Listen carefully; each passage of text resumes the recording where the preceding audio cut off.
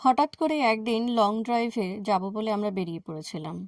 পথে যেতে যেতে লোকেশন ঠিক করে আমরা এসে পৌঁছাই ডাইনোসর ভ্যালি স্টেট পার্কে, যেটা এখানকার একটা হিডেন জেম।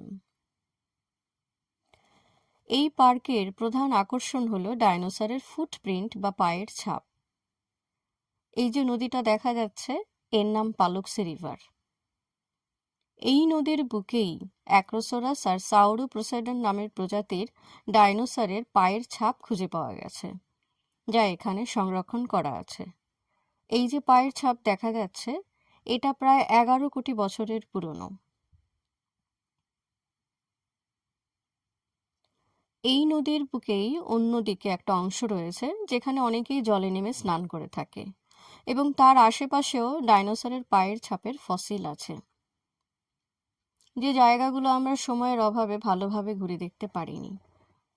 তাছাড়া এখানে আসার পর জানতে পারলাম যে এখানে এই ফসিল ছাড়াও হাইকিং করার জন্য, ক্যাম্পিং এবং পিকনিকের জন্য ব্যবস্থা আছে।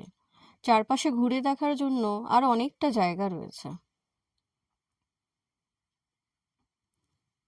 তাই ইচ্ছা আছে আবার অনেকটা সময় নিয়ে অন্য আরেকদিন এখানে আসব।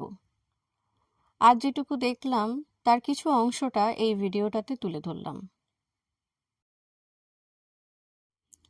এই পার্কটা বেশ কিছু বন্যপ্রাণীর জন্য সংরক্ষিত অঞ্চল।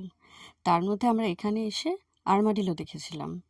এই প্রাণীটা যদি আক্রান্ত হয় তাহলে নিজেকে পুরো বলের মতো গুটিয়ে ফেলে।